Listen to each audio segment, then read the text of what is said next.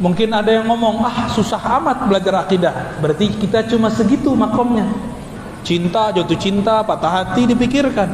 Giliran tentang Allah tidak mau belajar sifat-sifatnya. Sifat Allah boleh dipikirkan, tapi zat Allah tidak boleh dipikirkan.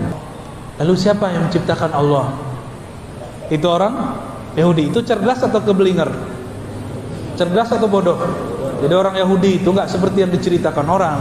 Ada yang cerdas, ada yang tidak cerdas. Sama kayak kita. Kenapa banyak nabi di kalangan Yahudi? Karena banyak mereka yang menyimpang. Seperti dikatakan oleh Imam At-Tahawi menjelaskan ayat-ayat tentang arsy. Allah Maha tidak memerlukan arsy. Arsy-lah yang memerlukan Allah. Maka jangan bayangkan Allah duduk. Dulu ada namanya Muhammad bin Karram. Saya sering sebut nama orang ini. Wafat 255. Diikuti oleh seorang ahli hadis, tapi akidahnya sudah keliru. Namanya Utsman bin Sa'id Darimi. Apa kata mereka? Allah itu duduk di atas arsy dan menyentuhnya. Mumasah. Apa arti mumasah? Bersentuhan antara Allah dan arsy. Mereka mengkafirkan Sufi Ibnu Arabi karena hulul ittihad dan wahdatul wujud. Hulul itu Allah nyatu ke hamba, ittihad hamba nyatu ke Allah. Wahdatul wujud tidak ada penyatuan, yang ada hanya satu wujud. Tapi mereka mengatakan Allah masuk ke alam. Masuk ke alam namanya hulul. Bagaimana cara Allah masuk ke alam? Allah turun sepertiga malam terakhir. Itu namanya hulul. Maka kita meyakini Allah istawa di atas arsy, turun ke bumi, ke langit bumi, tapi tidak bersatu dengan bumi, tidak perlu memasuki langit. Karena jika diartikan memasuki, berarti kita membayangkan Allah Subhanahu wa taala zatnya. Dan ini pantangan para sahabat, pantangan Rasulullah sallallahu alaihi wasallam. Itu tauhid apa namanya? Ahadiyah. Jadi ahadiyah ini mudahnya Allah sendiri sebelum ada alam. Namanya tauhid ahad, berarti dia sendiri. Lalu dia ciptakan alam. Alam semuanya memerlukan ciptaannya, memerlukan kun darinya. Disebut dengan Allahus Samad. Tauhid Samadiyah. Paham? Kita ini perlu butuh Allah enggak? Orang Medan juga butuh, enggak jorok ya? Sama kayak orang Jakarta ya? Sama kayak orang Padang juga? Sama. Allah tidak membutuhkan alam. Alamlah yang butuh kepada Allah. Allah tidak perlu disembah. Alamlah yang perlu menyembah Allah. Apa arti sembah? Sembah itu hormat. Sembah itu artinya mengenal. Alam itu butuh kenal Allah. Maka kemuliaan alam tergantung seberapa kenal dia kepada Allah.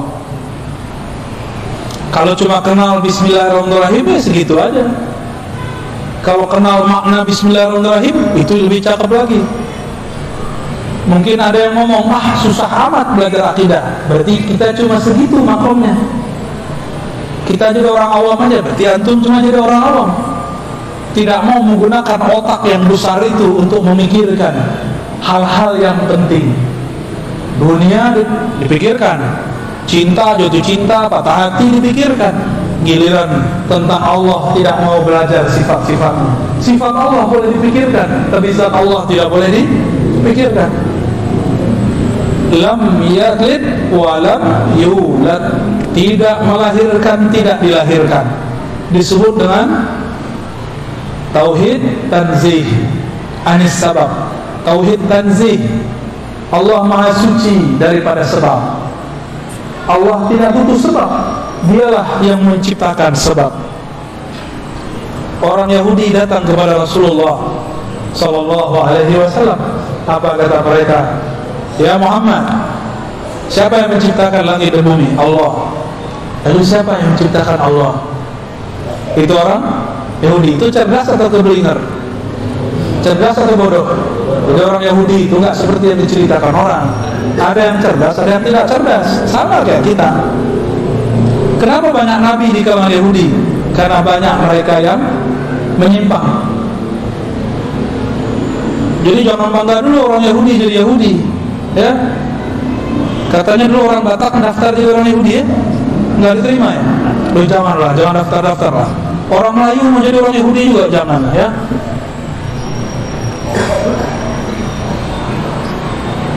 Lam yalid wa lam yulad. Allah tidak melahirkan, tidak dilahirkan. Berarti Allah tidak menyebabkan sesuatu atau disebabkan sesuatu, tapi dialah yang menciptakan semua sebab. Ini tauhid namanya apa? Tanzih anis sabab, daripada sebab. Banyak pembagian tauhid. Ada lagi, walam yakul lahu kufuwan ahad. Apa artinya? Tidak ada yang sekufu. Apa arti sekufu? Biasanya pembahasan sekufu itu pembahasan orang nikah. Syarif masyarif, sayyid masyayid, ustaz ma ustazah. Enggak begitu, ya. Ini bab lain. Kufuan artinya banding. Tidak ada yang sebanding semisal dengannya. Ini namanya tauhid tanzih yang kedua, anit tasbih.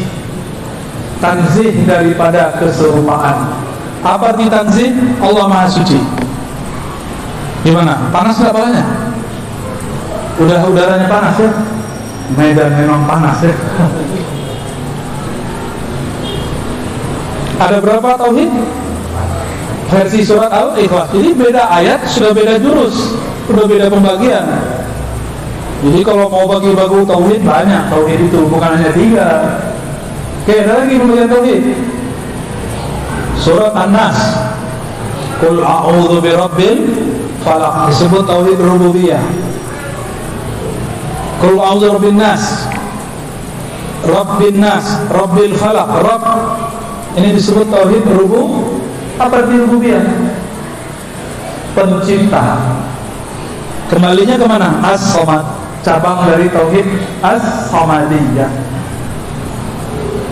Terus Qul a'udzu birabbin nas, malikin nas, ilahin nas. Malikin nas ini penjelas makna rububiyah. Karena Allah menciptakan alam, dialah yang memiliki alam, dialah raja alam semesta. Disebut tauhid mulkiyah, cabang daripada tauhid rububiyah. Tak perlu diganti-ganti, itu cabang.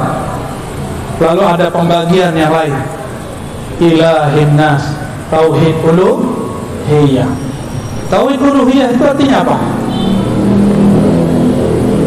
Apa arti ilah? Apa arti ilah? Rob Tuhan juga. Apa beda Rob dengan ilah?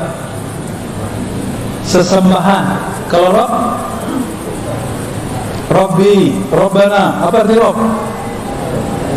Allah, Tuhan yang bersifat mencipta.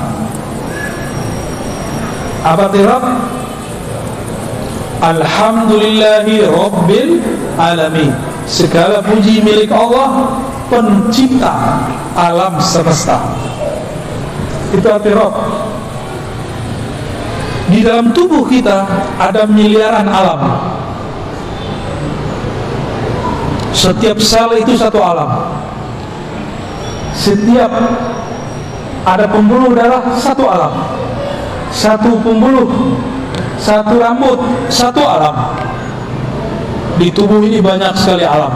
Maka manusia disebut dengan alam kecil, al-alam as-saghir. Maka kalau disebut Alhamdulillahirabbil alamin, tidak usah bayangkan yang di luar, bayangkan kita. Segala puji, terima kasih ya Allah yang menciptakan tubuhku dari yang sel terkecil zarah sampai tubuhku yang besar. Itu namanya tauhid rububiyah. Cuma sayang sekali kata rububiyah oleh kelompok sebelah dipakai untuk istilah yang aneh. Kata mereka ada tauhid al-musyrikin, ada tauhid orang musyrik. Gimana tuh betul tauhid? Tauhid orang musyrik nyambung nggak? Tauhid mengesahkan satu, musyrik menyekutukan, nyambung nggak? Itulah akibat karena mereka mengharamkan kitab-kitab mantik. Mantik ini jadi senjata ulama-ulama di tanah Melayu dari dulu. Itulah pertahanan mereka salah satunya ketika berdebat. Tapi zaman sudah berubah. Sekarang zamannya bukan mantik, zamannya mana dalilnya. Jadi para ustadz, para kiai, tuan guru, jangan lagi bangga-bangga dengan mantik. Sekarang pelajari dalil. Dalil menurut mereka, dalilnya adalah Quran Sunnah, ayat sekian, hadis sekian. Bukan nomornya, hafalkan teksnya. Gak penting hafal nomor, yang penting hafal teksnya. Jadi rububiyah kita berbeda dengan rububiyah mereka. Bagi kita rububiyah itu murni sang hamba mengakui aku adalah ciptaanmu ya Allah.